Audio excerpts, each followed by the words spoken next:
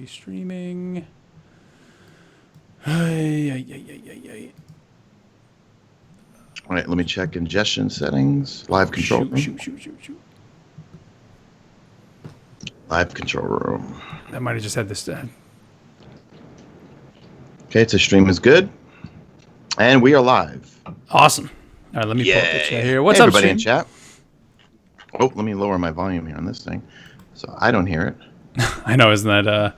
I like to hear it. I like to have the monitor, but sometimes it's a little too much. Yeah, no, I just leave it like that. Right, so What's up? What's going on, everybody? Let me pull this up in YouTube Gaming so it looks like That's Twitch. exactly what I did, yeah. Hey, everybody. All right, we are live. Let me tweet this out to Twitter. What's up, A360? What else is here? Let me check. For the sponsors, I put a bunch of Forsaken emojis. Hey, PRC Affliction. Brian Glenn. What's that? I put one of Cade and one of Uldren. Prince Uldren. Nice. Hey, Brian Glenn. Nice, PRC nice. Affliction. That's A360. The time splitter there. Hey, what's up, dude? Zar2. Johnny M. What's up, dude? Beautiful day in New York. Hey, Subswag. Thank you for the donation. Subswag. Nice. Subswag. All right. Chat, a lot of stuff to talk about. J-Bo. What's up, everybody? Yeah, right here, chat. So Swain from Crucible Radio's here. We have Mark and me. We all went to the Destiny Community Summit, and I have like 30 pages of notes here. We could finally embargo spill all and the all beans. that. Yep. Finally talk about it. So we got lots to talk about. Obviously, guys, tonight, thank you here for joining us. Sorry it's on Thursday. It's kind of a different night. We'll talk about that a little bit in the beginning of the show, why we're doing it. But we're glad Swain could be here with us. And like Sean said, there's a lot of things to talk about. The show actually is going to be a little bit different than normal, too. We're just kind of flowing with it. We didn't even really create so much of a formal rundown this time, too. We're just kind of going to go with it because there's so much to talk about. And, Sean, I know you did the video on those new articles that kind of came out today. So even some of that stuff, I don't know if you have some of those notes when you did that video. Even we'll pull up some of that stuff, too. A lot of good stuff. But, all right, guys. So here we go. Guardian Radio, episode 255.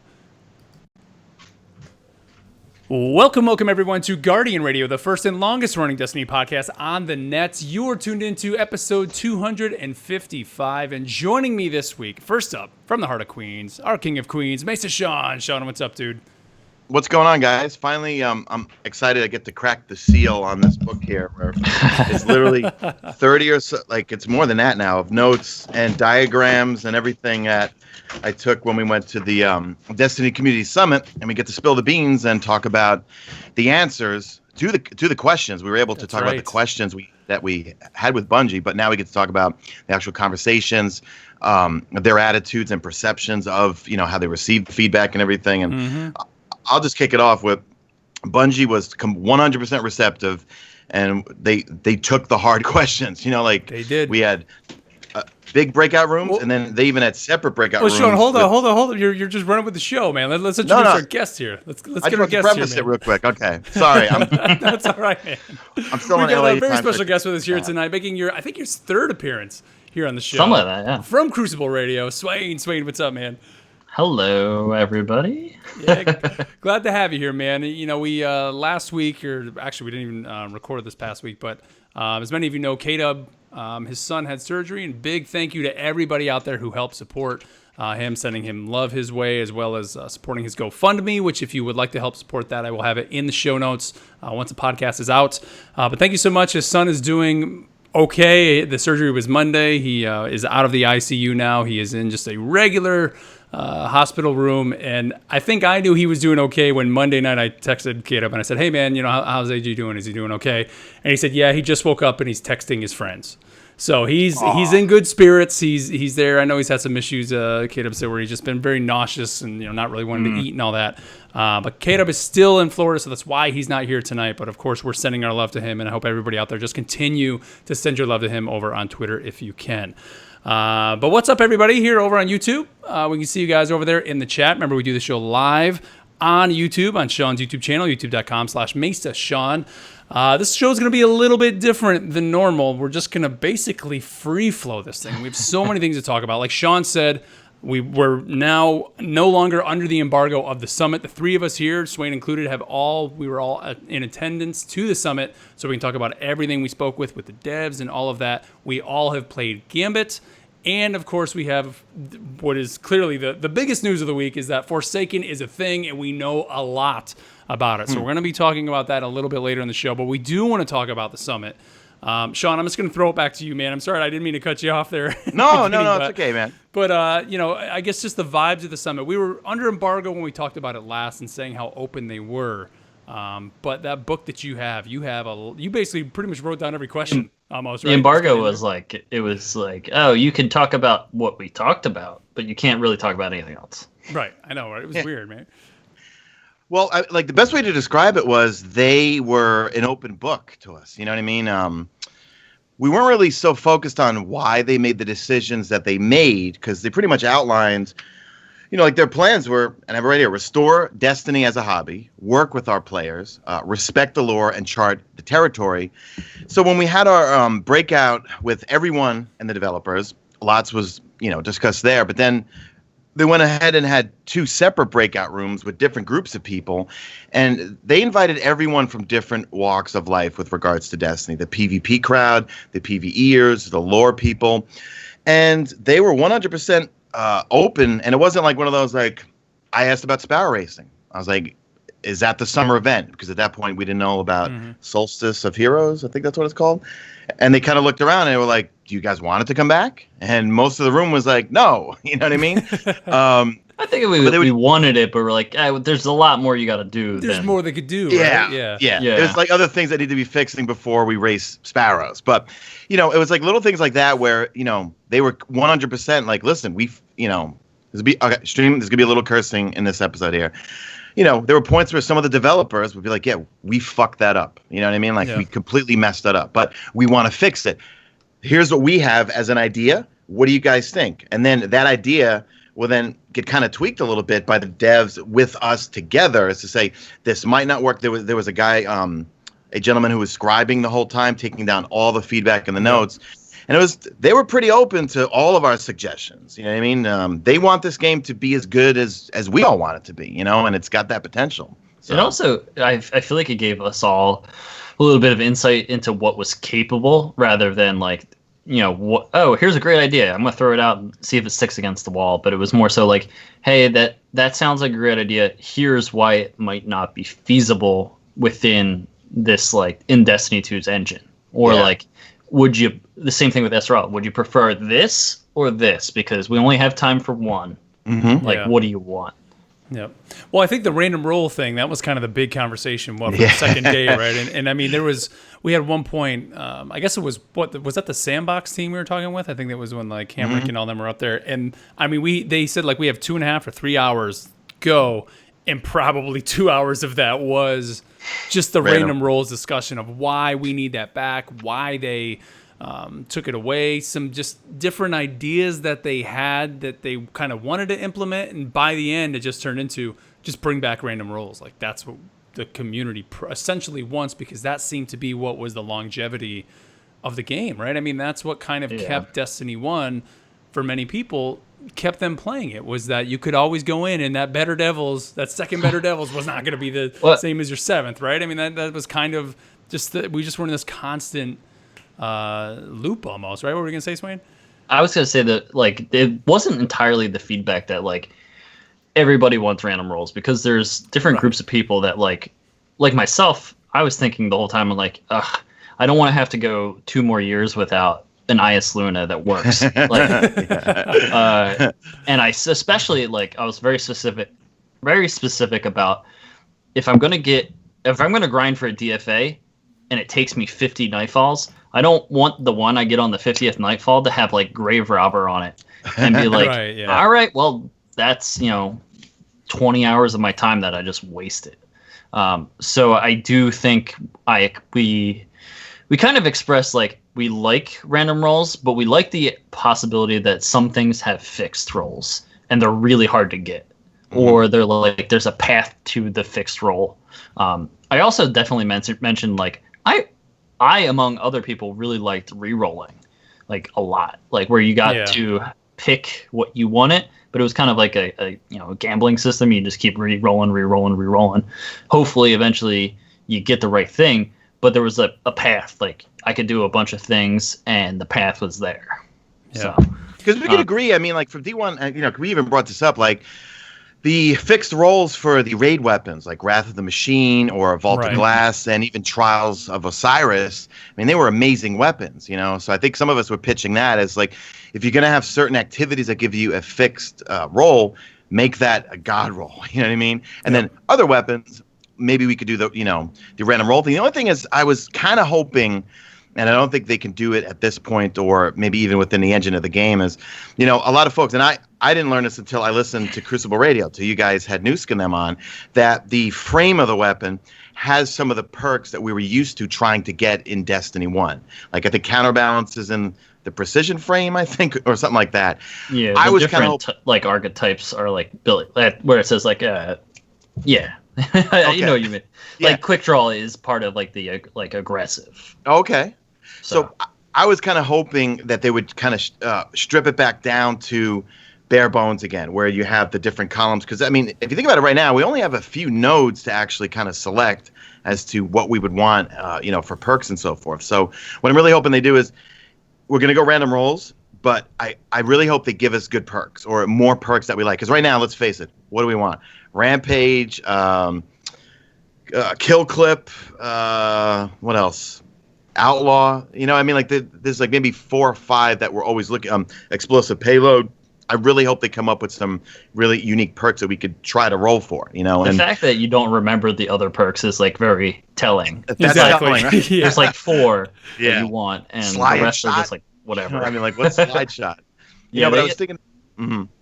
I was just gonna say they like whoever made. I said this to them at the summit, but I said, News, whoever made these Nightfall weapons, like keep letting them create more weapons in the system, because like they're creating perfect versions of certain things. And I really like with DFA, you have like the option of opening shot or I think it's Rampage on the other one. And that felt more like a choice between 2 types of weapons. Like you could be like, oh, this is my PvE version of my DFA, and this is my PvP version of my DFA.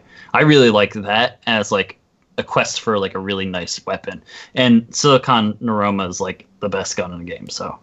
That's a good sniper, man. I mean, I think what was neat too, just about the summit in general too, is like we had these formal meeting rooms, right, where we all, like you said, the breakout session, Sean, where you guys went in one room, and I think Swain, were you in Sean's room that second day, or you might have been? Actually, I think you were in my room that last day, but I was in the little auditorium. Like, yeah, that's where I was. But then that first night, which unfortunately, Swain, you weren't there for that, we got to basically have a mixer with all of them. And honestly, like some of the best conversations... I showed up really late to that. Yeah, some of the best conversations I had were there, talking to them, just much more, informal, if you want to say, because it wasn't in front of the whole audience. And I think them the next day, because you said the one guy was scribing all the questions and answers that everybody had, it seemed like I think the mixer almost had more of an impact, because they were really just to get down on a personal level with everybody, because they kept saying that the next day. They were like, yeah, that was great last night. We were able to just kind of talk with everybody kind of one-on-one at that point, because even though we did the breakout sessions, that was great.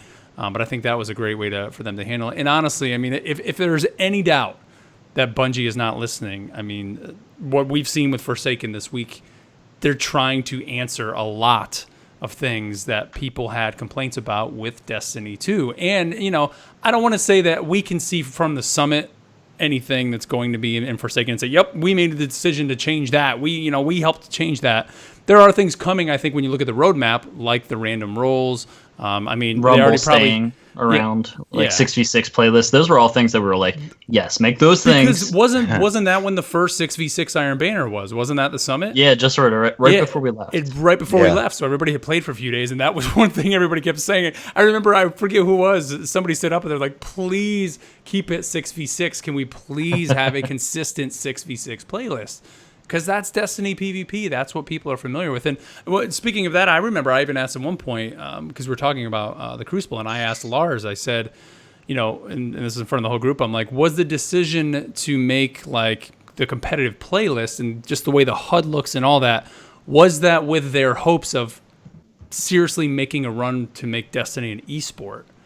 And honestly, I had always assumed that, and Lars said, no. He said, we just thought that would give you enough information on screen that could just help you, which to me was kind of surprising because I always took it as, hey, they made all these changes to go that Overwatch route where you can see everybody's supers and see all that and how they're calling it the competitive playlist. But that was not their intention, he said. And so I was like, wow, that just kind of surprised me to hear Lars kind of come out and say that. I don't know. Yeah, I mean, the biggest thing that I take away whenever I talk to those guys is that, like, they all have their wants and needs for what Destiny becomes. So, like, and it's a huge team. There's, like, your raid team. There's, like, the story team. And I know, like, person like Myling Games, he was like, I want to talk to the lore people. Like, there's no one here from lore. So they brought someone down, like, who wasn't going to be there. It was like, hey, you can talk to, this person, awesome. Their narrative lead. Go off and do that while other people do breakout sessions for like PvP and PvE and all that. We talked to Vicarious Vision guys that were there, and it was always just like, you can have access to all these different people, but they all have different feelings on what it should be in the end. So I know that like Nusk and Kevin Yanez and Hamrick, they're like really into wanting this to be something a little bit more as far as like tournaments go. They'd love to watch, like, sit at home and watch their game be played as a tournament. I just don't think, like, they're just three people. Like, they can't say like this is going to be what it's going to be. They need support from the whole, whole company to be able to make it a little bit more. So I think in general, like, Destiny's made for, the people that want it as a hobby rather than a competitive type of thing, because at its best, it's unbalanced. It has spikes where it's like you feel like it's unfair sometimes, but like Destiny at its best is that. So all right, well, let's move on past the summit, because I mean we are kind of treading kind of the same stuff, and I know, Sean, you did a big video, didn't you, on some of this stuff? And I mean there's content out there. You can see specific questions and all that were asked, but let's of course talk about Forsaken and the thing that we did get to play, which, Swain, you didn't get to play Gambit, did you? I didn't. I got to hear all about it. You did. That's right. Yeah, that next day, man, we were telling you, like, dude, it's so good. But we're going to talk about Gambit a little bit, because that was kind of the big thing that we all did get to play. That, of course, we were very excited about. I think that next day, everybody just kind of going crazy. With new supers, by the way. Yes, we did get to use the new supers. I just want to say the way this was introduced to us was Lars came in and we went in the room and there was all the setup. And Lars, you could tell, was so excited. Lars Bakken, I'm talking about here. Lars was so excited to introduce Gambit to everybody and kind of see what everybody thought about it. And the first thing he said is, we have this new game mode, and I'm going to tell you what the inspiration is, and you just got to stick with me. The inspiration is Super Puzzle Fighter. And instantly everybody is just like, what are you talking about? But when you play it in kind of in practice, if you think to a game like Super Puzzle Fighter, or even for me, it's more like Tetris. When you could play competitive Tetris, you are in your own little space, right? You're playing your own little Tetris. And the whole point is to screw over the other person you're playing. So they took that basis and said, okay, well, what do you do in Destiny? You shoot aliens in the face. And so that's what you do. You go into your little arena, you start doing that, and the whole point is then to completely screw over the other team on their side. And then that just led to this just amazingly fun gameplay. I mean, Sean, I had so much fun playing this game. I remember walking out and like going up to you and saying, Sean, like, I wish this was coming with Warmind, because of course this was before Warmind. It is a ton of fun to play. I mean, because I mentioned to you afterwards, like I didn't want to stop playing. You know what I mean? No. Like it's a fun, grindable activity, and it had those OS moments. You know what I mean? When you think you're going to win that round, and then that new Void Spectral Blades Hunter comes in and team wipes you, and now the Primus Evil regained all of his health back. You know what I mean? Like there's a lot of that in there. Using the new supers, the game mode, it felt the perfect. That's what I'm looking for here. It wasn't too long and it wasn't too short. It's not like, some of those old Destiny 1 Crucible matches would go on forever. These felt like, it was like the perfect mix of speed, action, and there is going to be strategy. I mean, when people have headsets and they're communicating, the drifter, that's the name of the guy that's doing all the call outs, he's going to call out where, like people are going, like new hostiles at the beach, and you rotate. Forsaken will ship with 4 maps at launch for for the new game mode Gambit, with Yep. the 9 new supers, which we'll talk about in just a little bit here. But I thought it was a lot of fun, and yeah. Mm-hmm. Well, like just with Gambit, I wanted to say, like, when you play it on its surface, it seems fairly simple, like a simple game, like, oh, let's go in and then we're just kind of invading. But, when you start building up your team comp, you can say, okay, who's going to be our invader? Who's going to be the one that's going to invade the other team? And that's your PvP guy, right? You're that, even though they're still out there, still trying to bank and do all that, they're the one that's going to be going through the portal. Because it took us a few matches to kind of understand what unlocked that portal. And I think the thing we're rolling right now, it's 25 for one, 50 for another, and then 75 the primeval comes in. And then at that point, I don't know how they tuned it. I don't know what the E3 build was, but I want to say it's like every, 15 seconds, 20 seconds, an invader starts coming through once your primeval is up. And at one point, we had it where we had our primeval up before the other teams, and I want to say it was like MTash or somebody on the other team, and that dude just kept invading us over and over, and he basically won it for his team because every time he would come in and kill one of us, our primeval would get a little bit of health back. Yeah. And so he was able to hold it where he was just kept killing us over and over and over. We couldn't burn our primeval down enough, and then his team was able to spawn theirs and then take us out. And it's just such a neat take on pretty much it just encompasses the whole Destiny experience in this one mode almost. And the other thing about it was that they said to kind of give it a little bit longevity, there's 4 maps and there's 3 races of enemies per map, and 3 variations of each race on each map. Nice. So there's 36 different types of experiences that you could have in Gambit. So it's not going to be like, oh, this is the same thing every time you play. Yeah.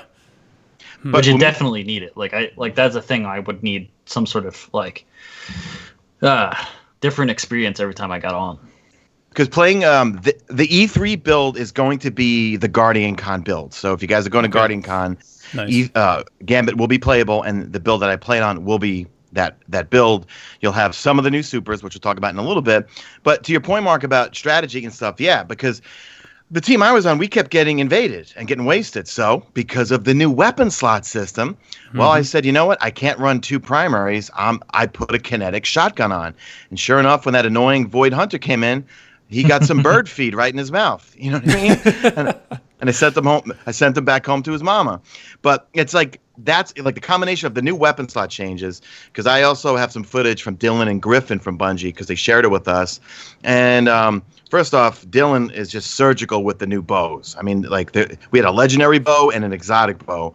And the bows are absolutely awesome. Sean, which one was it that could plant, there was one that we would shoot and it would almost plant, not necessarily a trip mine, but it was like a timed, bomb, wasn't it? Essentially? Was that one of the perks? No. Well, the one we had at E3, it might have been the same one, because we had an exotic that was over at the Summit, but I don't know if it was the same exact bow. The one that was at E3 was called the Trinity Ghoul. And I think News clarified on Twitter, because when you press the trigger, you could just shoot a bow off. Shoot an arrow off, right? However, if you hold the trigger down, you draw it back. It increases its damage and I guess hit scan. And you notice on the exotic one, the longer you hold it, you start to see a meter fill up, and then you take your finger off the trigger, it lets the bow go. And on the Trinity Ghoul, it fires 1 arrow that splits off into 3 arrows. Then if you get a precision kill with that arrow, your next arrow then has chain arc abilities to it. So I have a really nice clip in one of the videos where I peg this Cabal, I get the critical kill, and then the next one, boom, then all of a sudden it did some chain lightning abilities. But the weapon system, the weapon slot system was amazing because I had to switch to a shotgun. And then I posed a question to Scott Taylor and also Steve Cotton afterwards because we had a breakout session with them. I said, I saw some white ammo bricks on the ground because obviously that's what I'm picking up to get my kinetic energy. My kinetic ammo. And if I'm running a shotgun as my kinetic, can I just farm that ammo by basically using an auto rifle, shooting a bunch of ads, getting the white bricks on the floor, and then switching to my shotgun, picking all that up? And he said no. He's like, no. Special ammo. Yeah. He's like, we're tuning the ammo. He's like, so if you pick up a white brick with a kinetic shotgun, you're going to get as much ammo as you would expect for a power ammo shotgun. You know what I mean? So maybe 4 or 5 or whatever it is, depending on the archetype. It's not like you're going to pick up a brick or multiple bricks of kinetic ammo for a kinetic shotgun and get a ton of ammo. It's not like that. Like, and Newsk even tweeted out the other day that they're still fine tuning all the ammo stuff. And I believe in the this week at Bungie, Josh Hamrick, I think, also kind of clarified a few things that they are still fine tuning it. Okay. Yeah. You want to play like Destiny 2? You play like Destiny 2. You want to play like Destiny 1? You can play like Destiny 1. You want to go crazy and run 3 shotguns? You can have fun doing that too. You know what I mean? Yeah. You know what, Sean? I see that being something that down the line, the ammo is going to be the big focus, I think, for tuning. You know, post-launch, it's going to come out. Some people will be happy, some won't. And that's where I think a lot of their focus is. Dude, I'm looking at this footage of the bow that you have up right now. So those on the stream, you guys can see this of your E3 Gambit footage. Have you guys ever played the game Crisis? It looks like at one point, it almost looked like you're playing, because the bow looks so awesome. Is it just me, or are the bows in this game just incredible? Like the art team did an amazing job coming up with these bow models. They just look insane. They're awesome. Oh, you know what? They put a what do they call it? Studio Insider video up on it's either a Game Informer, right? I think Game Informer. Yeah, with like Greg Penn. Okay, I didn't get to watch it just yet, but like I think they went to archery ranges, right, to kind of get the feel of how bows work and the sounds and everything. I got to go watch it later on tonight before I go to bed. That was one of the things coming away from the summit that was really hard to keep quiet about. Was the bow, because like when we logged in, that was the first thing we walked in the room and you saw on the bottom of the screen it just said PvEVP, and I was like, oh shit, they're doing it. And then you go into your inventory and you saw the bow sitting there, and that just blew my mind when I saw that. The bow feels good for those out there. It definitely feels good for sure. It takes some getting used to. First day, and I didn't get to experience all that. But when I met up with Newsk and like Hamrick at the bar later, after everybody was like hanging out, having those like one-on-ones, and I was like, oh, just tell me, like, I'm under NDA, just tell me everything that happened today. And the first thing is like PvEVP, and I was like, what? And he's like, also we're gonna have bows, and I was like, you gotta be shitting me. Yeah. What? Yep.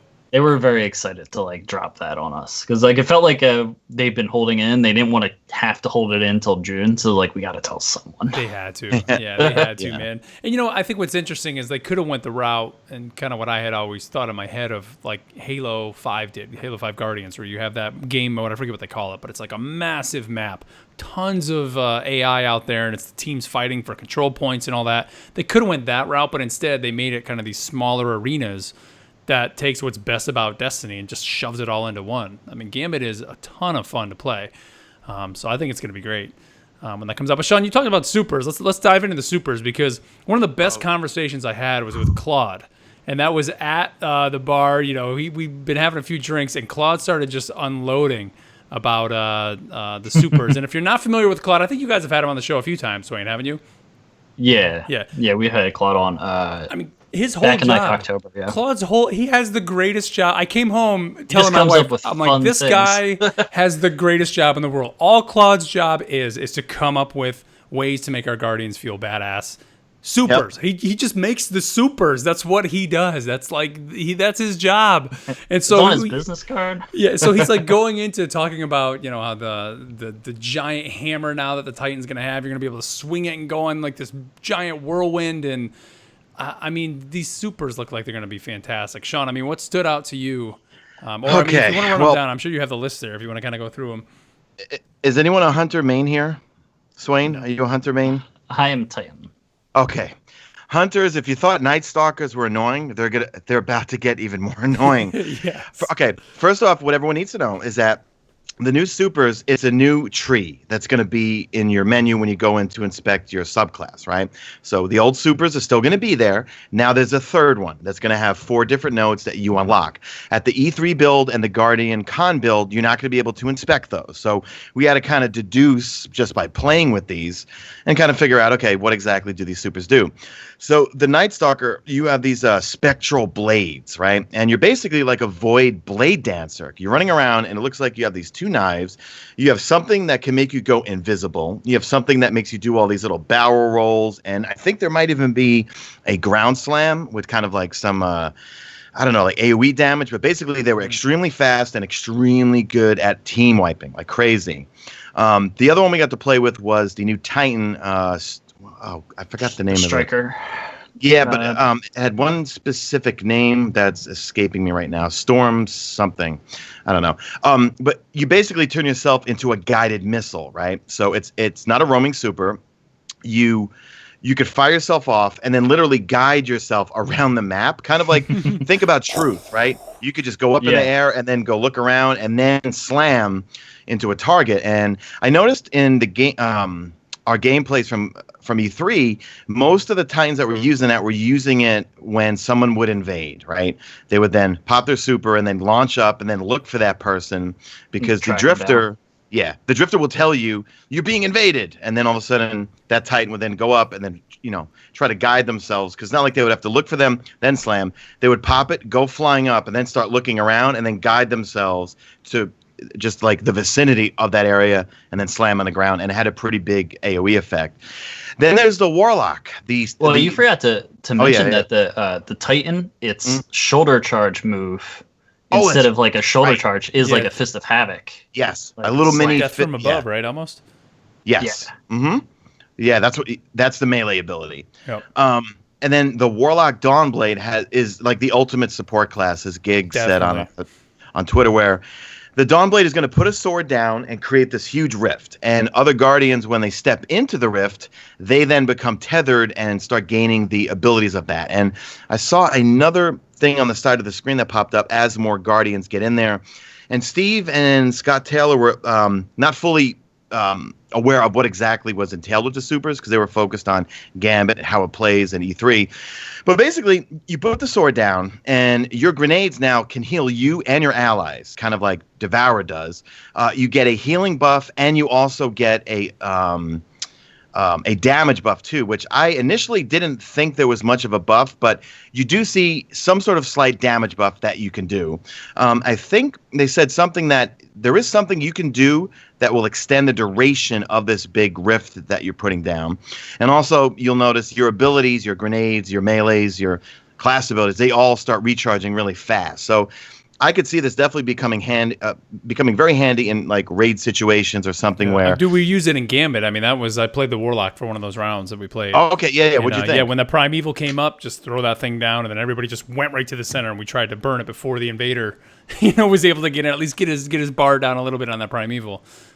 Just helps you burn them faster, And it's not like Armor of Light or Ward of Dawn. I had a clip where I got wasted. I was standing in my rift. I just popped it, and then one of the Hunter spectral blades came up and just insta-wiped me. So It's not going to make you invincible like Ward of Dawn or Armor of Light, but it's going to be really good, I think. Yeah, we were doing it more for the damage buff that we were getting, and then I want to say it even made the enemy weaker because I remember we were there. Somebody said over my shoulder, like, make sure when I slam it down that the Primeval was also within that circle because the circle was pretty big. I mean, the Primeval spawns essentially in the middle of the map where the bank is, and I remember throwing that thing down, and I mean, it was a massive it's circle big that it stands in. So. Yeah, it's not the size of a rift. It's definitely a lot. It's a lot bigger. A lot bigger than a regular rift. Any other supers that we get to play with? Well, there was a trailer that was put out that showed some of the supers. It looks like the Warlock new Void one. There was a clip where he just went up to a big ogre, a taken ogre, and it looks like he exploded himself on the ogre with Void light or like some sort of Void explosion. Mm-hmm. There was one clip where you saw it looked like an Arc Strider was kind of like turning and twisting an Arc Staff like a helicopter blade. Yes, that was one. Claude told me that. Yeah, it's when to shoot it back. Deflecting things. Yeah. So Darth Maul just shooting back the clone trooper stuff. But they want to make sure that we get to experience. Like they didn't want to show us all of them or let us know all the details because again, they wanted to reiterate this. These are builds.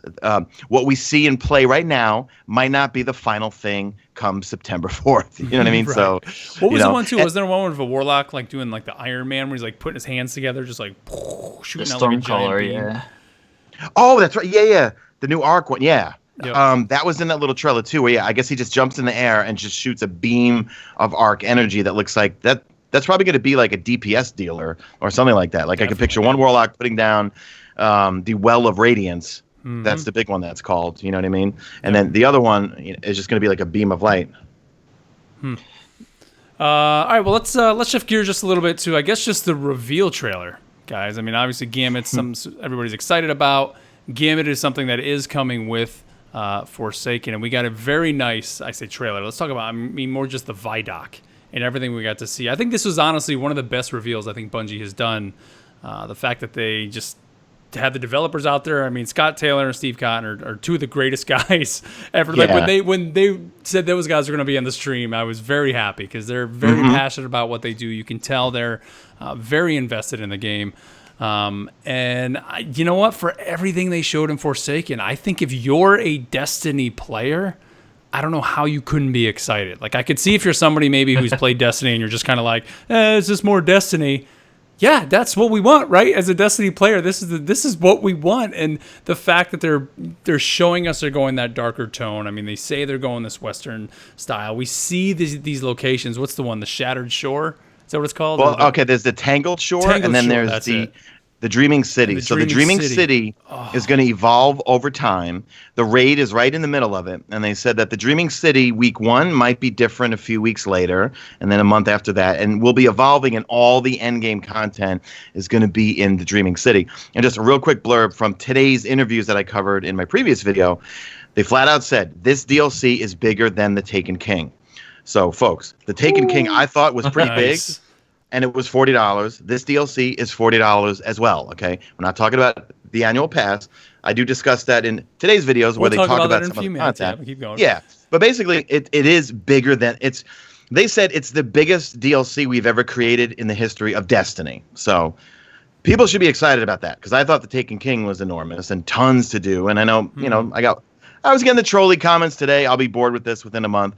Well, I didn't get bored with the Taken King for a very long time, and with random rolls coming back, new supers, I'm sure we're going to have to upgrade and get points, those unlock points to unlock the different supers. We have, the Scourge is, Scourge or Scourge? Scourge, I think. Scourge. No, Scourge, I think. That's the new enemy race, and yes, they are new. They don't look like, they kind of look like the Scorn, Sean. That's they're apparently like resurrected falling. Like they're zombies, basically. They're zombie fallen. Yeah. They were dead. They were resurrected. They look completely different. And actually, they have totally new abilities. Christopher Barrett, in an interview today, he wouldn't talk about everything, but he did mention those one dudes that you see, they carry around this kind of mace with them. I think we just saw it on screen right now in this little trailer here.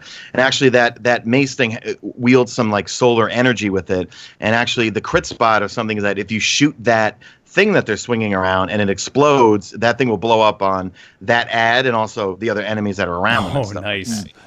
So yeah. So here's the quote from that article because I think it's interesting. This new enemy race. I mean, we've never heard anything about this. This is an article over on Heavy.com, and they were asked, what's the deal with this new faction? Is there any new faction besides this Fallen House? And Taylor says, these are part of what we're calling the Scorn. They are reanimated. They've died many times and have been resurrected. They were fallen at one point, but have changed into something else. I don't believe they are affiliated with any house. Is that right? And Christopher Bear says, yep, they're a new faction, a new group called the Scorn. They've been resurrected. Think of them as fallen zombies, fallen undead, that kind of thing. So they're going to be pretty terrifying. He says they have these all new abilities and gameplay that we have not seen from the Fallen. So they're going to be cool. And then, we're going to have all these barons and everything. Yeah, I would say everything you see in the trailer, I mean, kind of what we're hearing, because Sean, you unfortunately didn't get to play the first story mission, but kind of going through that rundown, and minor spoiler alert for those out there that don't want to know anything, fast forward like a minute maybe. But the first mission essentially has you going with Cade into the Prison of Elders, breaking out, or I don't know, maybe there's a riot happening in there or whatever. And that's essentially how the Scorn gets released into the Reef, or just into the universe, I guess, if you want to say. And that's when even these barons get taken out or are out there, and we find out that there's 8 of these barons we have to hunt down. Sean, do you have any idea? Is this going to be, when they're saying hunt down these 8 barons, is that going to be the 8 barons in the campaign? Or do we think that's going to be maybe some sort of weekly ritual that we're going to have where every week there's a new baron that we have to go after? I'm guessing probably not story, because these guys are too important, I think, in the whole scheme of Forsaken. I'm imagining them as being endgame activities in the Dreaming City, whether they're part of the raid or they're part of different weekly or monthly endgame activities out in the Dreaming City. I don't know. I can't foresee us playing a story mission where we're killing all 8 of them. I could imagine us playing a story mission where we kill one of them and learn more about another one. there's 7 other more out there. Here's what you need to do. And in some of the interviews today, you know, they tease that Aldrin, we're going to be talking to him and we're going to understand his motives. We don't know what the motives are and that, you know, why he caused this prison break, supposedly. And I was even speculating or asking my subscribers in the comments, I'm like, you know, do you think he could be part of the raid or something? Maybe he's the one pulling the chains, you know? Yeah. Is he the one that's directing these barons to, I don't know, invade or do whatever? You know, Swain, what do you think, man? As far as the barons go, I mean, I would hope to see a few of them in the raid because the story always feels like, I don't know, it doesn't feel like enough to me. It doesn't like get too deep. Whereas like the raids have always kind of extended, as far as lore goes, the lore extends what happens in that world a little bit. They may not like outright tell you, but I would love to see like a raid that involves a little bit more, maybe like some like a cutscene or something, like something that happens that like furthers your overall story rather than like, hey, this is Callus, you're gonna walk through all these different areas and, you know, kill a bunch of baddies, and then you get to Callus, he says a thing, and it's the end. I would hope that like this raid kind of just like you find out the end of that story rather than in the main story it's resolved and there's just like this extra tacked on. Yeah. Oh, totally. You know, I'm just right now as we're talking to there, and speaking of the raid, I mean, they do mention in this VIDOC that the raid is going to have the most bosses I think of any raid ever. Yep. And that was one of the major complaints. There's like 8 barons. That's right, man. There you go. But that was one of the complaints that everybody had with the Leviathan, is that there really isn't bosses. It's more just these puzzle mechanics that we're going through, where previous to that, every Destiny raid, you had multiple bosses going through, and that was one of the fun parts of it. That was what was kind of cool. So the Leviathan hearing that did feel refreshing to me, though, like in that nature, agree, that it's just like, oh, this feels like a game show. I'm on a game show for this guy. Exactly. Yeah. Oh, it definitely did. Yes. But you know, looking at the Dreaming City, hearing that there's 8 barons, I mean, it wouldn't surprise me if anything, somehow maybe the barons necessarily aren't tied to the actual raid itself, but if the Dreaming City is where we have to go down, and it wouldn't surprise me if maybe every week there's a new baron and that's wanted. I mean, they're telling us there's something about this Western feel, right, to the Forsaken. So what's more Western than that wanted poster kind of hung up on the wall? And this week, this is the Baron we have to go after, and you go into the Dreaming City to track him down and find him, you know, find out where he is. Where maybe the story itself, the campaign is more about us tracking down Aldrin and figuring out what's going on with him. Why did he turn on Cade? What's that whole story about? There was that like one description that said that there was like something bigger underlying it all, like a behind the scenes thing that kind of like alludes to like a bigger baddie that in the background. And this is like the front story. Yeah. And then like, oh shit, something pops out of nowhere. We're like, oh, this is what's real. Which, by the way, speaking of the baddies, I mean, let's just kind of get the elephant out of the room here. Aldrin, as far as we know at this moment, is the baddie in this, right? And they've done interviews of them saying they specifically hold me back. They wanted to see what a villain in Destiny would look like if it was just a normal person size, you know. Every villain we fought is a giant god or is some massive boss monster, where finally we have someone that looks like us, and he's the one that we're tracking down again, as far as we know for right now. What do you guys think of that? Yeah. Well, they said also that, you know, besides that one, that we're going to learn his motives, we're going to somewhat understand and maybe relate to why he's doing what he's doing. And then that begs the question, well, what's up with his sister, Marasav, the queen, you know, what she's up to. And in that interview today, you know, they said we'll find out what Variks has been up to. Petrovenge will be another NPC, so she'll be involved. And then when, you know, I love Scott Taylor. Like, he's hysterical. Like his answer to that was, he's like, I don't want to get involved in family businesses, especially when it comes to the Sav family. I'm staying out of that question. You know what I mean? Like, so it'll be interesting. What if Marasav is maybe on our side, or maybe she's in cahoots with him? You know, or maybe we won't even see her at all. You know, we'll have to see. But Variks, they said we'll find out what Variks has been up to. Now that begs the question, okay, well, what if Variks is, maybe he's turned evil, you know, or maybe he's going along with, whatchamacallit, with Aldrin and his master plan that he has for all of us, you know? Yep. Well, I'm gonna put it up on screen now because we got to talk about this. But let's talk about Aldrin and the act of what he does and what we saw at E3. This was the Sony press conference, right? I think is when they showed this. Yeah. And everybody saw it happen. Nobody thought it was real. And then multiple interviews over the whole course of E3, they have said, yes, Cade is dead. What do you guys think about them taking that route? I mean, is he dead? Is he going to stay dead? Is he going to be... I mean, there was the rumors of people saying he's going to be Cade 7, all of that. We didn't see Firefly proc on that ace. Like, what's the deal? Yeah. My first question was, and I was fishing, because I went up to the Activision Bungie press booth, and I was fishing for some questions. I was like, well, first off, who's going to give me my flashpoints and treasure maps every week? And then I said to myself, well, how are they going to redo the dialogue for the strikes that he narrates, as well as some of the adventures and some of the patrols that he narrates? You know what I mean? Who's going to take over for that? Is another NPC, if he's really dead, and they don't pull some shenanigans where, all right, at the end or at some part we reanimate him, or he's Cade 7 or whatever. Let's say he's definitely dead. Who's going to replace him? Who's going to give us our flashpoints? Who's going to do the dialogue over the strikes strikes and story missions post the Destiny 2 campaign, Curse of Osiris, and all that sort of stuff? Because he's been incognito since D2 launch because he's been busy filling up the Prison of Elders with bad guys, Yep. So we'll have to see. What do you guys think? It's a cool idea. I think the fact that they're taking the character who really, for most people, maybe even if you don't know Destiny, Cade. He's kind of outside of the Traveler. Cade is the one character that people know from Destiny, probably, because you saw him when Destiny 2 came out up there saying, there will be lots of loot.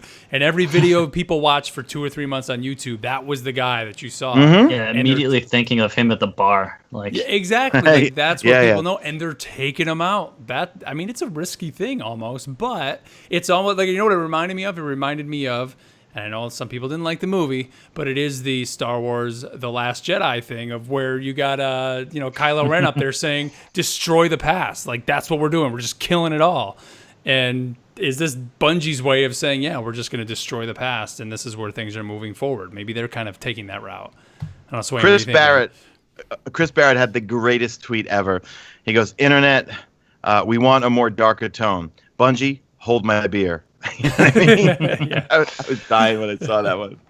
They really seem to be like, we're gonna give you these things that you want, and we're gonna laugh while you enjoy them. Like the raid that just came out, they're like, everybody's like, we got this, like an hour tops, and then Bungie's sitting there like 8 hours later, like, yep. Escalation protocol, man. Everybody, thought they were gonna go in. It's just like it really is them, doing what we asked for. And I don't know, this for my feelings, I hope he stays dead. Just simply because like the emotion that's tied to it, I want to like have that sink in and be like, oh yeah, he's actually completely gone. Yep. Something that I've like played for 3 years now. I have to deal with this. And then the revenge plot after that will feel a lot more real. Like you're going to be like, I'm going to track this dude down and I'm going to tear him apart. Revenge time. It's almost but like there'll totally be like moments where you see Aldrin and he gets away and you're like, no, I almost had him. Like that, that whole like movie plot you've seen before. The baddie gets away when you're almost there. Yep. Because we know that Ace of Spades is coming back because of what we see, and in the Kate Stash pre-order bonus, you get the ornament. If this is a Western, come on, the last word has to be coming back. It's got to be, right, Sean? It has to be. I would think so. There's no way it can't be. From some of the feedback I've heard from people that played the story mission, they said Kate is in it, a decent bit there in the beginning, and every time they see him, they're thinking like, oh, okay, this is it. This is the moment. Oh, wait, no, he's not dead yet. Every time he pops up in that mission, everybody's like, okay, this is when he dies. Oh, wait, no, because he keeps going on. So that first mission, I think, they kind of showed us this trailer. So when you play that first mission, you're going to be the whole time teased. So when is it coming? When is it coming? Mm-hmm. We all know it is going to be there at some point. I don't know. It's pretty neat. I think it's a great way for them to kind of dive in. And for people that maybe don't know a lot of the Destiny story, it is something that regardless, like we said, that character, if they take him out in the first mission, then like, wait a minute, this game, you're going to be hooked at that point, because if anything, you're going to be on that quest for revenge, even if you don't know kind of some of the stuff behind it. Let's talk about because Sean, you mentioned kind of the pre-order bonuses. I want to go through the different versions that are going to be out there. So for people that are looking to get the game, you have to own the previous 2 expansions. That's one requirement to this. And it's going to cost you $40. $40 gets you the standard thing, which gets you all the new content, all of that. If you spend, is it $60 or $70? I think 70. 70, that's right. 70, you get the physical with the annual pass, which we'll talk about here in a second. And then there is the digital edition, the super duper digital edition that comes with all of that, as well as the Awoken Legend set, which is a ghost shell. You get an emblem, and then you get a very nice Wrath Majestic Legendary bow ornament to throw on there for your bow. Just makes me think of like past like pre-order bonuses being like, you got this green sparrow, and it's like, I never used the green sparrow. Man, I got the Gallahorn. Like the Taken King had a Vanguard Armory set, which was you got from Amanda Holiday, I think, or something. And they were just like green weapons or something, Yeah. Like I'm never good. Like you didn't even realize what they were. I was like, is this my pre-order bonus that's sitting here? Yeah, it's kind of there. I like ornaments being that, that route. Like, give me something flashy for that. Like, it doesn't have to be like functionally better than everything else. Like, I don't need an item that someone else doesn't have. It's just like vanity. Give me all the vanity stuff. Yep. Yeah. I'm surprised they haven't. Maybe they just haven't announced it yet. But where is the edition that comes with everything? Remember, like before when Taken King came out, it was like, okay, here you get the original Destiny, you get all the expansions. And I then, think boom, they said there was more options prior to launch. Okay, yeah, good. they're gonna they do more have options. to do that, right? They need to, and it's sure. And are they going to do the thing where you also get that? Was it Spark of Light? Is that what it was called? Where you instantly There was something today about that. Yeah, I covered it today. So everyone that buys Forsaken will get a character booster that pops up on the screen right from the start when you go to log in to your characters, right? They said there's no sitting in, like in your inventory, which will insta-level you up to the level cap to start Forsaken. You could buy more if you want, and Christopher Barrett, clarified, you could buy more if you want, and that's for people who maybe want to delete a character and then insta-level them to get back up. But the booster will be away, and it will come with every copy of Forsaken for people who maybe they tapped out after D2 launched, or after they tapped out around Curse of Osiris. They can get all up to speed by just buying Forsaken. You activate the booster at the character screen, and you're off and running, and start playing Forsaken. Perfect. They also said they really they saw the reception for Escalation Protocol, and they want to keep building on that. You know what I mean? Like where it's an activity that's fun, that has awesome weapons, because they see all of us going bonkers, and I still only have the SMG. They want to do more activities like that have a cool loot set. Gambit, I was told by Scott and Steve, it's sort of endgame, sort of not, meaning loot will drop. But at the same time, there will be some sort of milestones or things, I believe, like maybe weekly or monthly, that will then be considered endgame type stuff. But it's something that it will have its own armor set, weapons, really cool stuff, and even one exotic that only comes from Gambit. Nice. Nice. What do you guys think of the annual pass? I mean, this is something they didn't do with Taken King, or of course with Rise of Iron. We had Eververse there that was supposed to be fueling future content drops. The annual pass is essentially your DLC season pass that we're kind of used to. However, the one kind of weird twist to it is they're flat out saying we're not adding like story campaign missions to Destiny 2. It's just basically going to give you new content. So they're going to fill out the end game content, give you some more adventures, some more gear, some more challenges to take on the world of D2. And places to go also, they said. They did say that. You're right, Sean. They did. Yeah. So, I mean, personally, hey, I'm down, putting it forward. I know some people don't. Some people like to see the content before they put their money down. I'm in it for Destiny, clearly, because we do this podcast. So I'm in it. I'm ready to roll. I think also when you look at like the difference between an annual pass or season pass versus the microtransactions, For them, it's more guaranteed money, so then they know what they have to work with, if anything, if you want to say at that point, where if you're just banking on the Eververse, let's say they go into another situation, which God forbid it happens, but where the community goes in uproar, nobody is buying anything in the Eververse, then that completely screws over any plans that they had for any future content. So I think the annual pass, I mean, really, either way, they're damned if they do, damned if they don't, right? I mean, this is kind of just, they're kind of in that situation right now, but I think the content they're delivering is going to bring back the good faith, and I think the annual pass is the way to do it, honestly. There's a ton of different options for everyone coming up. Like, if you have zero faith in what could be happening, don't buy Forsaken. Just experience the quality of life updates that are coming with Forsaken. Which is a lot, and right? There's a lot coming in September for people that don't even want the Forsaken. So get that and see if you feel like those quality of life updates are worth it. If they are, be like, okay, I'll buy Forsaken.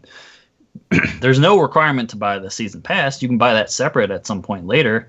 So just get Forsaken and work your way down the line and see if you feel like the content gives you your money's worth, because no one's putting your hand to the to the flame and say, like, give me your wallet, like, I need it. You judge it how you feel it. Like, I feel it's worth it. It's given me what, $30 for an annual pass. That's $10 for each drop. That is less than a movie ticket, and I go to the movies all the time. Yeah, so it's more than worth it, right? Yeah, Yep. To me, that's more than worth it. I'll pay that $30 and be like, even if it gives me, like, say one's a dud, and I'm like, okay, well, I only play this for a few days. That's plenty of my worth. Yeah. It's different for everybody. Let me read you what the annual pass does. So it says, alongside seasonal updates and live events available to every Destiny 2 player, Forsaken Annual Pass provides bonus rewards and introduces 3 premium content releases. This is separate from live events or any seasonal updates. Each release delivers new experiences to Destiny 2 Forsaken, including activities, endgame content, an arsenal of powerful weapons, armor, and gear to earn. First one is called Black Armory, Winter 2018, Joker's Wild, Spring 2019, and Penumbra, Summer 2019. So it says content releases. We don't exactly know what that means, but they did say that's not going to be like stories or campaigns or anything. It looks like they're going to be building upon the Forsaken universe. I mean, like, people forget, we had the Dreadnought and King's Fall for an entire year, okay? Mm-hmm. So they're outlining right here, but because we had taken King, we had Oryx and the Dreadnought up until Rise of Iron, which was 1 full year. We had an April update, that was free. But this is giving us 3 content releases. So I think they're being a little vague with that on purpose, but they keep saying that, look, the word content means they're adding stuff to the game. And they're saying it here: armor, weapons, powerful weapons, endgame content, which means more than likely raid LAIRS, I'm thinking. Yep. More endgame activities, maybe different versions of an escalation protocol-esque type of endgame activity or something, It's not just, okay, give us your money and then you're going to play Forsaken for the whole year and not have any, you're only going to have live updates. No, you're paying for something here, and you're paying for some sort of content. What that content is, we'll know more about it soon enough, I think. But again, if you're a Destiny player, it's going to be content that we want content. We want as much content as we can get. So this is their way of doing it this time. And, to me, it was kind of interesting to see them say, okay, well, we're not going to put the story in there. But when you think about it, it's like, all right, well, the campaign, for the most part, is usually not where the lore crowd or the lore people go. Because I was instantly thinking of, like, Bife and, like, man, if they're not going to put the campaign. But then when you stop and think about it, it's like, well, that's not really what Bife, that's not what those guys are into, right? It was in the Grimoire, and now it's in, what we're getting from the lore tabs. But one of the new things coming, which it is a quality of life edition, but not so much. It's just something they're really just adding to the game, is now they're putting in this collectible lore, these collections that are going to be in the game, which we did get to see actually when we were at the summit. We kind of got to go in and play around with some of that stuff.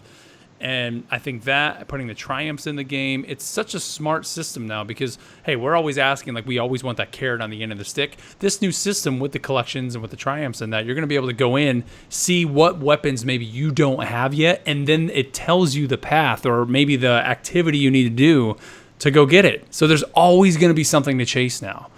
Yeah. That's fantastic. That's what we've been asking for. Like, they're bringing it with this update. One of my favorite websites is Destiny Sets. Oh, yeah. Yeah, man. And I love going there and being like, oh, I have this. So, like, if that was just in game, I could be like, oh, look, I still need this It's gonna be pair in of the game boots now, or man. this. Like, it's simple, but it like accomplishes so much for like a grind. Like, someone might not even know that they wanted to collect all those things, but visually seeing When that you start empty to slot, see it, yes. you're like, oh no, I don't have that. I need that. When do I get it? Where do I get it? Yep. I've got these terrible diagrams here, but I mean, they showed us the records and the medals and the triumphs, and I mean, there was a gazillion things in here. Like for the records I have here from my little diagram here, there was one whole thing for patrol, there was one for PvP, there was one for PvE, there was one for the raid, there was one for loot, there was one for strikes, there was one for some weird symbol which we'd had no idea. They had all these records there. All things you can track. You could figure out, let's see, records 126 out of 210. There was over 40 or 50 medals that you can get. Trying to look else. My notes are terrible here, but basically tons and tons of stuff that will provide us a thing like you log in and you can figure out whether you have a zillion hours to play a week or just a few hours. You could pull up your records and say, all right, you know what do I want to work on?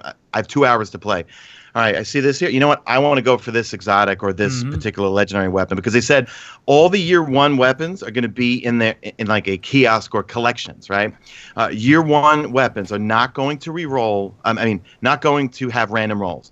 Only the new stuff that comes with Forsaken and after. However, they are redoing the mod system. And even though in the notes I have here, I thought they were throwing out the mod system, but they did say that some sort of mod I think it was Christopher Barrett said, with mods and random rolls, we really will be able to customize our weapons. Scott Taylor was asked in one of the interviews this week, will we be able to mod our year one weapons? And he said, that I can't answer. So I think there's going to be something, they're reworking the mod system, I think. So I think on top of that and random rolls, the new stuff's going to be really cool to grind for. But then we might be able to really hopefully customize our old stuff. I think like... that'll be personally, I think that'll be the version of that stuff being left behind. Okay. Like it's being brought forward. Like you're gonna still be able to use your year one stuff, but I feel like you're not gonna wanna because it won't have the same level of customizable systems behind it.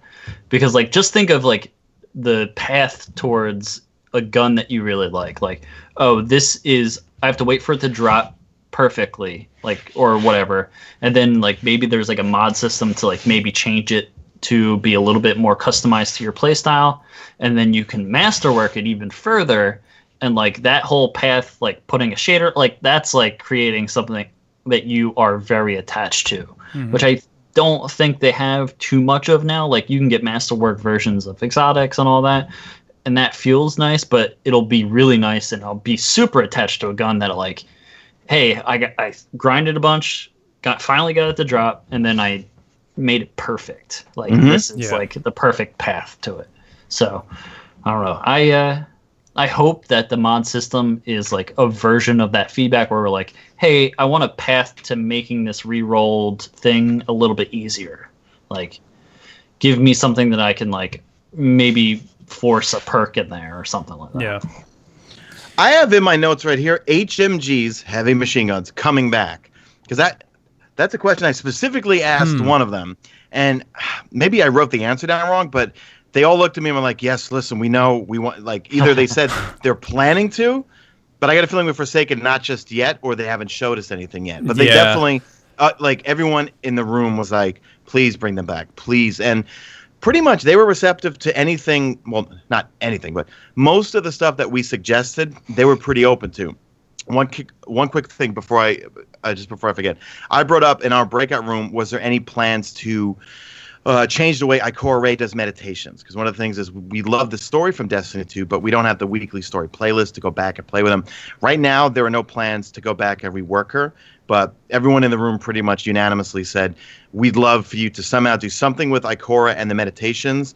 and do something like a weekly story playlist where we can go back and experience those cutscenes from the original, Red Legion War, and put modifiers on them like they did. Like remember at the end of Destiny 1 when it was, all right, this week it's Earth and Venus story missions, and you have Grounded and Arcburn or something like that. It was fun. You could go, I forgot about this story mission, and it's at a challenging level. It's not like me just looking at the destination. Burning right through it, yeah. I'll do this story. It's 140 power, and I'm 400 or whatever, this and that, Well, one of the things I mentioned to Steve Cotton when I was talking to him and Scott Taylor was how I had originally envisioned the adventures being something that they could turn on and turn off. Kind of that would just randomly pop on the map. Like one week we would log in and there would just be this new adventure. Kind of how like you think of the Black Spindle. Like whenever that would come around, everybody go crazy on that day and try to run that. And I said, Scott or Steve, I kind of thought that's how those were going to work. And he just kind of smiled and he looked at Scott and he's like, yeah, we've thought that. We thought that would be a great idea too. So I'm almost thinking we're going to get something similar to that with Forsaken. And you know what? That could be maybe what the Dreaming City kind of plays out into is once you hit that end game, how they're saying that whole area is going to constantly be shifting and changing, that's where we're going to be able to go in, and every day when you log in, or maybe it's not even every day, maybe every week you log in and there's something new in the Dreaming City to go on. It's a different mission or adventure or whatever it is, because that's another way to help, I think, expand the lore out. If they're not going to be with these content drops bringing true campaign missions, it does say that adventures are one of the pieces of that annual pass.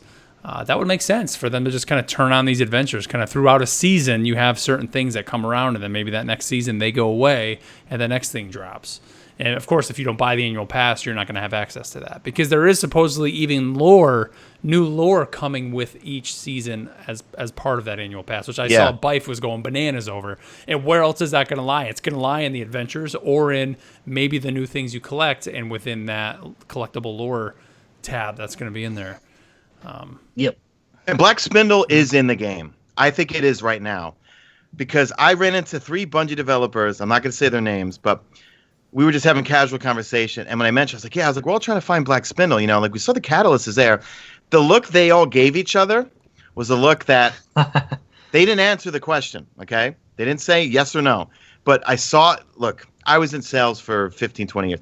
The look they gave each other, I could tell it's in the game. I think it's in the game right now. I think we just haven't figured it out yet. Figure it out. All right. Well, what do we miss? Is there anything we missed here, guys? I know we're kind of tearing through it, because obviously we have now 3 months to start digging through all this. There's going to be articles upon articles coming out. There's more videos that are going to be dropping, more impressions from people out there. So I have a feeling we're going to be talking about this for a while. I think overall, this was a very good showing, I think, by Bungie. And I think back to even when the Taken King was there, I know people were excited, us in the Destiny community, but it didn't seem like the gaming media and press and that wasn't as excited until it hit. Until Taken King came out, that's when people kind of jumped on board with Destiny. But it seems like some people are pretty stoked for this. Like I said, if you're a Destiny player, this is more Destiny, and it looks fantastic. I mean, there was no way, I think, if you love Destiny, that you could watch this, the VIDS, and see all this stuff coming out and not get excited for it. And Bungie, at the community focus, at the community summit, and also Destiny Community Summit, at the summit, as well as conversations at E3. Listen, Bungie knows what the Taken King did to Destiny 1. And their goal is to do the same thing, the TT King of Destiny 2. And they started slowly doing that, with update 1.1.4. where they started buffing all the weapons, make us feel more powerful. Then rather than nerfing things that are hot, I love it when Josh said that. He's like bringing things up to compete with those things rather than the old philosophy, which was nerf things into the ground.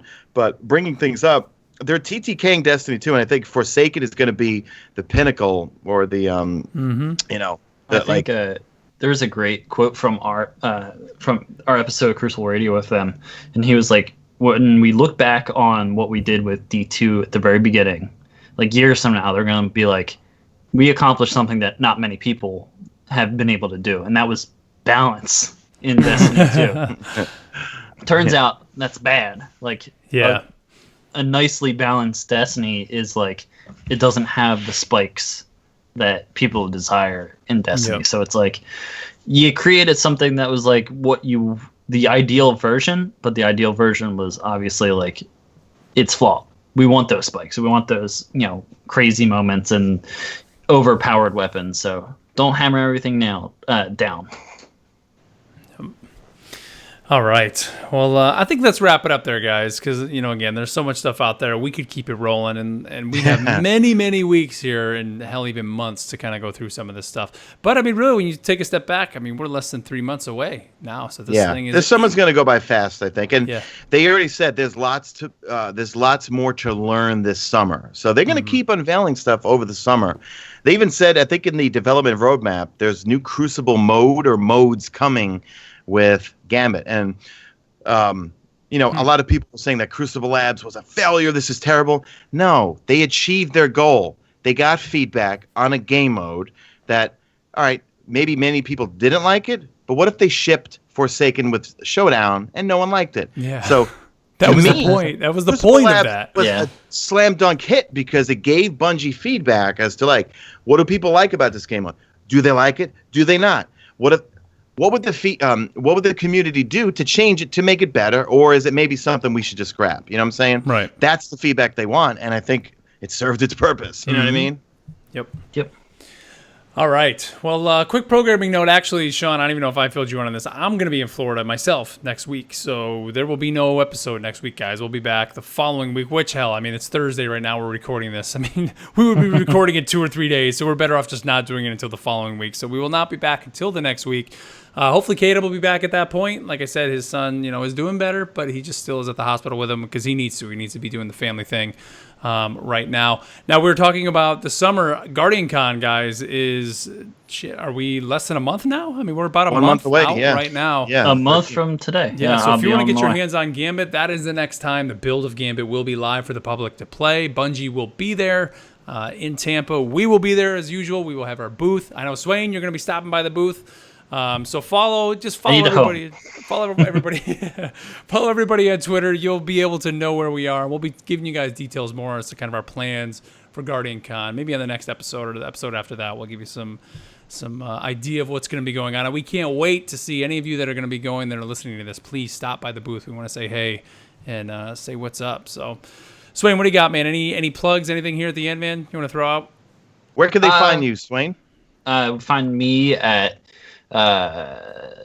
it's on Twitter, Swainstash_CR. I'm trying to make more people follow me on Instagram, so Swainstash on Instagram. Nice. Lots of food stuff there. Plug the latest episodes, man. You guys had the big episodes. I was gonna say our latest episodes with John Wisniewski, Josh Hamrick, and Kevin Yanes. The last two, I think it's 154, 155 of Crucible Radio. Two-parter. They talk all sorts of things, weapons, their design philosophies behind launch of D2, but also, fixing D2, and, some more competitive game modes. So you just go to Crucible Radio. Okay. I was going to say, are you guys on iTunes, Podbean, all those? Yep, just look us up. Crucible Radio. Crucible Radio, guys. Make sure you look them up. Make sure you follow them. Subscribe to them on wherever you listen to your podcast. iTunes, Podbean. Yep. CrucibleRadio.com. Find it in all the places, man. But yep. All right, guys. Well, let's wrap it up there. As always, everybody, thank you here for tuning into the show. However you're tuning in, whether it's through iTunes, through Podbean, your podcast service of choice, through YouTube, whatever. Thank you so much. And with that, we'll catch you guys next time. Later. Swain just died. Good show, guys. All right. Stream, thanks, If you're still here, I'll be on vacation in Miami with my girlfriend next Monday through Thursday. So I will bring my microphone. So you're gonna be gone too, man. Yeah. Just in case any breaking news, but I hope nothing breaks next week because I just want to relax with my girlfriend. You know what, Sean? Hold on. Sean, you've put out a lot of videos this week. Just take a break, man. You're good. I've learned lately that I need more personal care, which means going to train in Muay Thai, getting more sleep, not stressing out about, I got to get a video up really, really quickly, spend more time, talk. Oh my God, just real quick before we go. A video popped up for mine from like 2 years ago. It was me going over factions before the Taken King. I couldn't even understand myself. I was speaking way too fast. You did what's going on. So Major Sean back at it with some Destiny 2. I would and the heavy New York accent, like, I was like, no wonder why no one was subscribing to me back That's then. funny. Once I slowed my voice down, toned down the New York accent, and say coffee instead of coffee. You know what I mean? Like, gotta mix it up. Talking man, like then your things mom, get a right? lot Isn't that how better. your mom talks? She said she's Oh, like, coffee. Sean, I went to go see the doctor today. You know what I mean? It's something like that. Jesus, That's great. All right, stream. I'm going to kill the stream, guys. Thank you so much. Love man. you guys. Catch you guys Thanks, later. everybody. Thanks, sponsors, for hanging out in chat. Time Splitter for moderating, and everybody. You guys are awesome. Later. Love you guys.